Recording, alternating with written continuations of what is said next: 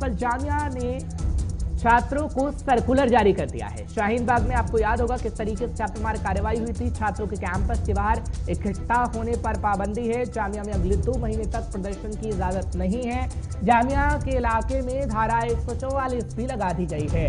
बड़ी खबर इस वक्त हम आपको बताने की कोशिश कर रहे हैं कि जामिया ने छात्रों को सर्कुलर जारी कर दिया है और बता दिया गया है कि छात्रों को कैंपस में इकट्ठा नहीं होना है और ये भी कहा गया है कि अगले 2 महीने तक प्रदर्शन की कोई इजाजत नहीं मिलेगी। जामिया नगर इलाके में धारा 144 भी लगा दी गई है, क्योंकि आपको याद होगा जब हम आपको बता रहे थे कि किस तरीके से छापेमार कार्रवाई चल रही है पीएफआई को लेकर, तो दिल्ली का शाहीन बाग इलाका, जामिया इलाका, वहां पर भी पुलिस बल तैनात है। अर्धसैनिक बलों की तैनाती भी की गई है और सुबह सुबह अर्धसैनिक बलों की तस्वीरें भी नजर आई थी। लेकिन अब जामिया की तरफ से सर्कुलर जारी कर दिया गया है छात्रों के लिए कि छात्र प्रदर्शन के लिए ना निकले।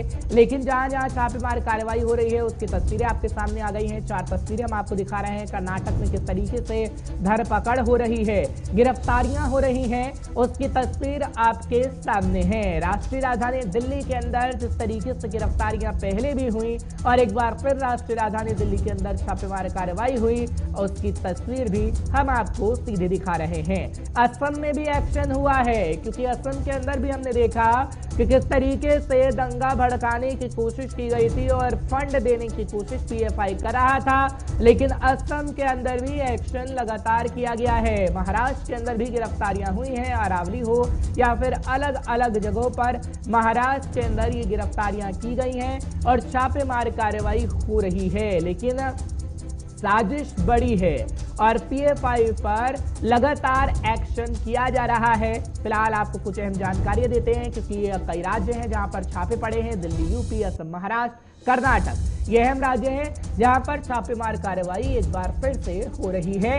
इन राज्यों में पहले भी कार्रवाई की जा चुकी है, क्योंकि राष्ट्रीय राजधानी दिल्ली हो, दिल्ली से सटा उत्तर प्रदेश हो या फिर असम की बात करें या फिर महाराष्ट्र की। राष्ट्रीय राजधानी दिल्ली के अंदर 30 लोगों को हिरासत में लिया गया है जो पीएफआई से जुड़े हुए हैं। इसी तरीके से और भी अलग अलग राज्यों की बात करें तो असम की बात करते हैं, जहां पर 7 लोगों को हिरासत में लिया गया है जो पीएफआई से ताल्लुकात रखते हैं। इसी तरीके से और भी राज्य आपके सामने हैं। पुणे का जिक्र करें तो 6 लोगों को हिरासत में लिया गया जो पीएफआई से जुड़े हुए थे। और आपको जानकारी ये भी दे दें कि कर्नाटक में 25 से ज्यादा गिरफ्तारी हुई हैं। फिलहाल इस पर प्रतिक्रिया